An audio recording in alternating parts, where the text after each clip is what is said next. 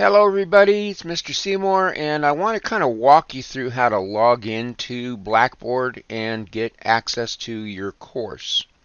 And then we're going to talk about how to get into the activities for the first week.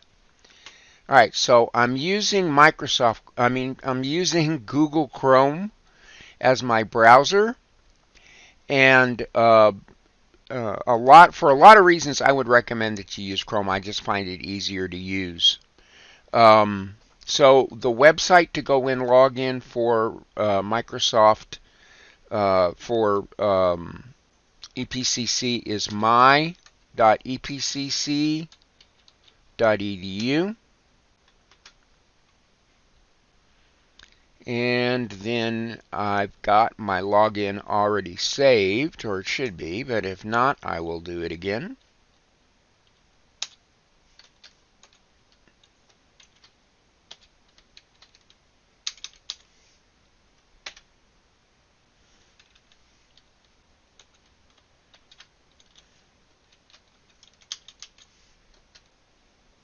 All right.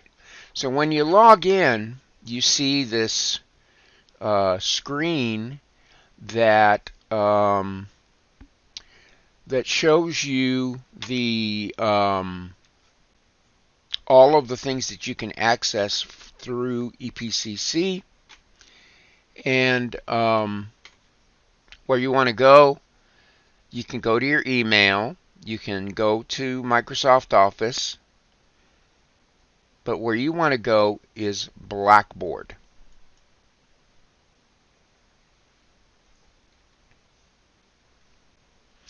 Alright, so now we have Blackboard. Make sure that you sign in. In my case, my email address looks a little different than yours, but you're going to sign in to Blackboard using your EPCC email address. Yours should be myepcc.edu. Okay.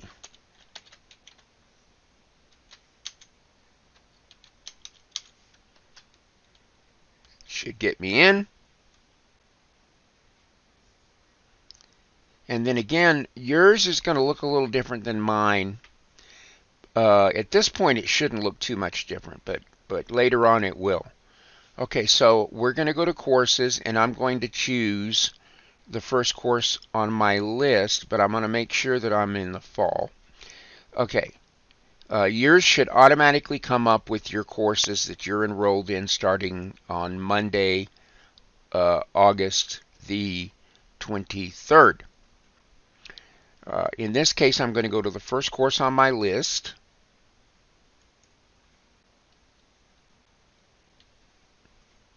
Then you get into the home page. And on the home page, any announcements, which I sent you an announcement yesterday, any new content is going to be here, which all of these are new content that I've added. Any tasks are going to be shown. Anything that needs attention, your to do and your past due, all of anything that's within the due date, and then anything that says basically, hey, I'm having problems in a class is in the alerts or the retention alerts. But for the most part, what you want to do is focus with what's on the left side of your screen. If you do not see this, or if you're using the mobile app, make sure that you expand that left side of your screen. There should be a way for you to expand it. And you'll see interactive lessons, syllabus and course information, writing and research resources, walkthrough videos, virtual office hours, which I'll set up here in a little while, your discussions, my grade, help, announcements, tools. Okay, so I'm going to go make sure that I'm in the student preview. So where we want to go to do most of our meat and potatoes work is interactive lessons right here on the left hand side. And then each week will pop up a new menu. So we're going to click on week 1. This is going to take you to any lecture activities or classroom activities, including any assignments. So for this week, I don't have any assignments. I do have a discussion, and we'll talk about how to do that in just a few moments. The week 1 objectives are listed.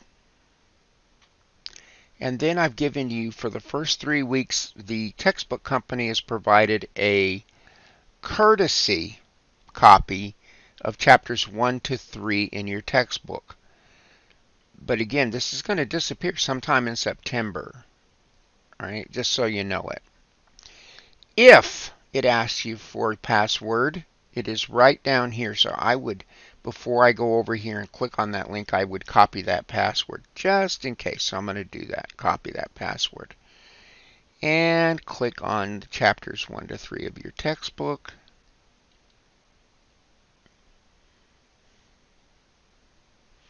All right. So in this case, it did not ask me because I've already been here. And you're going to see it's like a flip book. So you can go through the pages. And again, this is limited access for a short period of time. It does not replace buying the book. We did use, I believe, the 4th edition, maybe the 5th edition. Make sure you buy the 5th edition.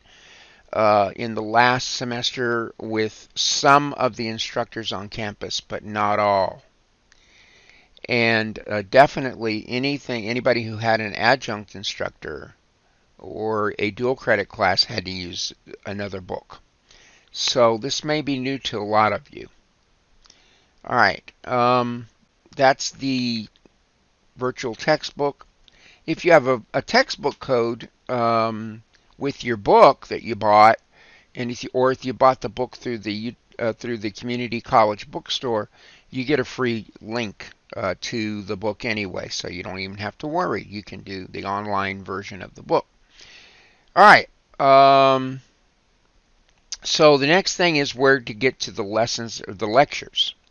Chapter 1, interactive lessons and lectures. This is going to take you to an outside set of links that I've set up on a website in order to get you to each of the lectures appropriately. So we click on that link, and you get a series of links to Chapter 1. There's my wonderful introduction video for the chapter. You'll see it again here in the introduction. So I click on Introduction. If you've been in a lecture before, it'll ask you if you want to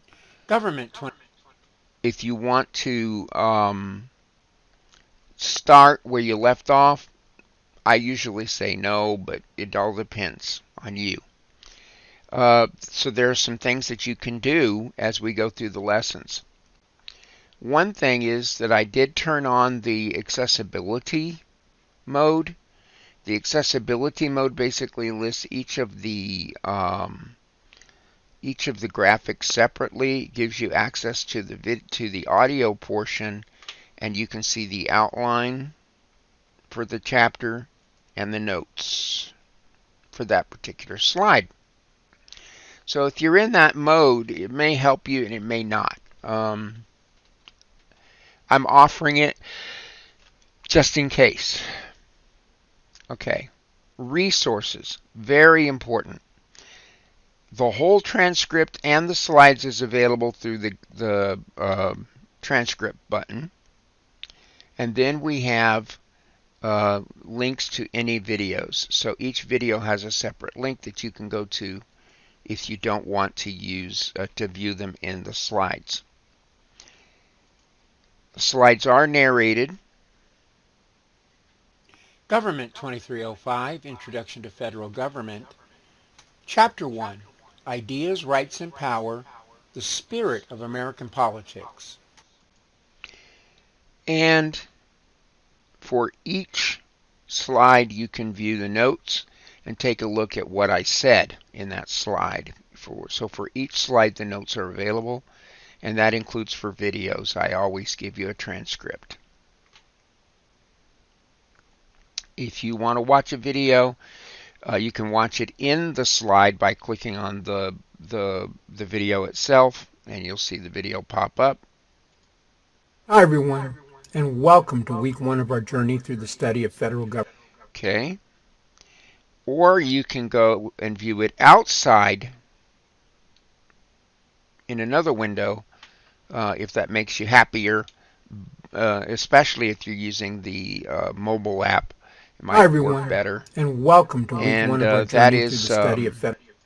That'll take you directly to YouTube, Vimeo, or wherever I have the video located. I use about 3 different places for my videos. But again, on the notes, anything that is said is in those notes automatically. After completing the lessons in this All right. chapter, you can either navigate by using previous and next, or in a lecture slide, it will automatically go to the next slide. But on video slides, it stops, shows you the link to the video, and then I've got another link below that takes you to the outside to see the video. So just understand that you have to use the next button to get to the next slide. So the same thing here. This is the author's introduction video, and this is a Vimeo. So you're going to use you're going to either watch it inside the slide, or if you want to, you can click on that outside link, and it will take you there. Our book begins with Inauguration Day, an unbroken line stretched. Okay, and just close the window out when you want to go back. The infographics presented. All right, I hope that shows you a little bit about how to use the lecture slides, because these are done interactively. I put a lot of work into these slides for you to make them easier. Now, one thing is that at the end of each module, there is a little extra credit quiz. Right now, my advice is I'm going to post the extra credit quiz also in Blackboard, and that'll give you automatically the credit when you're done with the quiz. So let's just not worry too much about the quizzes here, because it doesn't record in Blackboard. So I'm going to put the quiz again in Blackboard for you so that you get the credit. And what I'm going to do is just put one big giant master quiz up so that you don't have to go through 10 different quizzes. Although those are great reviews, let me tell you. So, and most of the questions on your exams will come from those quizzes. I guarantee you that as well, except for for any essay questions, which you will always have 2 essay questions on an exam. All right. So this is all of the modules. Each module, it takes you to American Government 2305. You can use the American outline. Federal Government Module 1.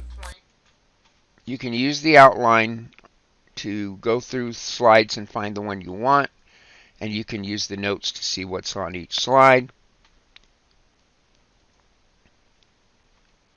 So let's go back. I'm just going to close this window out. Let's go back to the week 1 menu. You have a link to the transcripts themselves. You can either download the Acrobat file,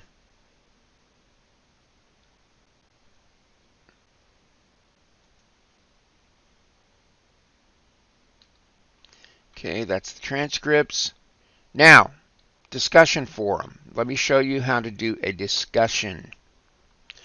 So in the discussions, you're going to see a link to the discussion itself, and that opens up every week. Then you're going to see underneath it the questions you'll be answering. You'll see these again when you click on the link. So it says your task will be to answer the following questions in your first post, then respond critically and professionally to the post of another student. Use examples and evidence to support your arguments. let's see. Question 1 was, what does democracy mean to you? Question 2 is, what do you see as the benefits of democratic form of government? Question 3, what do you see as the potential pitfalls of a democratic form of government? Question 4, do you think that the American ideal of democracy would work best in every society? Now, by democracy in this case, just so you know it, I'm going to be talking here more about the American form of government, which is actually a republic, as you're going to find out in the lectures. So I'm not just talking about pure democracies. I'm talking about the Republican form of government as well, the constitutional republic, because we do make the distinction that America is not in and of itself a democracy, because we are not a pure democracy. We are not a direct democracy. All right. So I am going to click on the link, the discussion forum #1 democracy link, and that should take me to the thread. The thread is where the discussion is held, and it'll say week 1 democracy, and then you're going to, this is where you're going to actually reply to the question. So it says this week's forum will require you to discuss the concept of democracy. You'll respond to the question below by posting a forum entry and respond to another student's post. You will not be graded until you have posted twice to the forum, once to me and once to another student. All right, so you're going to answer these 4 questions, so you might want to copy them. I would. Copy them, hit the reply button, and paste those questions in with a Control V.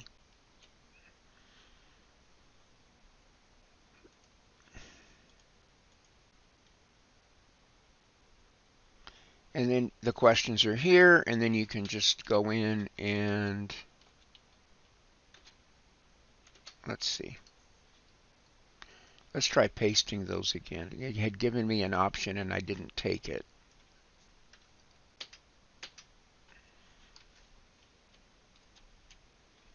We're going to remove the formatting. There we go.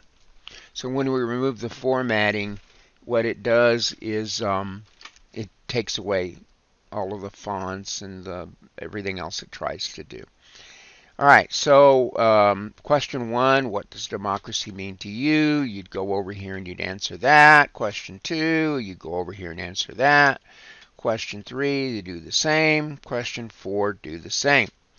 When you have typed in all your answers, and please do not do attachments.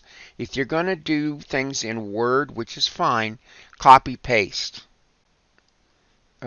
Copy from Word, paste it back in, and I would take the formatting out. If you're not going to do Word, which is better, I think, in the case of the discussions, then what I would do is put everything here in the response or the reply message area. Okay, but you do have the option of adding files in if that's what you want to do. But please, if you're going to do anything that requires someone else to read an attachment, make sure they know what you're using and have the appropriate software on their end to read the attachment. Okay, once you have replied, you're going to hit submit, and then your responses will show up. Everybody else's responses are going to be showing up. You're going to choose another student to reply to. I'm going to reply to myself this time. And please extend your responses beyond I agree or I disagree. You might want to say something like, your idea of democracy was quite interesting to consider because always make sure that you can answer any question with because, and then whatever else you're going to say there. Personally, I think I want to see what you think. I want to see what others think. I want to see if you have a different view and why. Always support your answers with why. You need about 3 to 4 sentences in your responses, and then you're going to hit submit,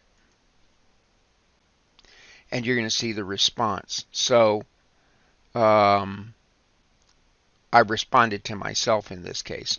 I'm going to take these out, don't worry. All right, so that's how you do the discussion. Make sure that your main response or main reply area is at least 2 paragraphs, 1 to 2 paragraphs. The more the better, but don't write pages. And then on your response, about 3 sentences. Okay. So that's how we do the discussions. And I click OK. I can go back to my interactive lessons. And I think everything else is taken care of. I think we've gone through everything for this week. If you have questions, don't forget to email me or message me or text or call me if that's what you need to do. You can use my Google Voice number that I'm going to give you in the syllabus. So other than that, this is your walkthrough on week 1, and then I'll make sure to add more videos this week. Take it easy, guys.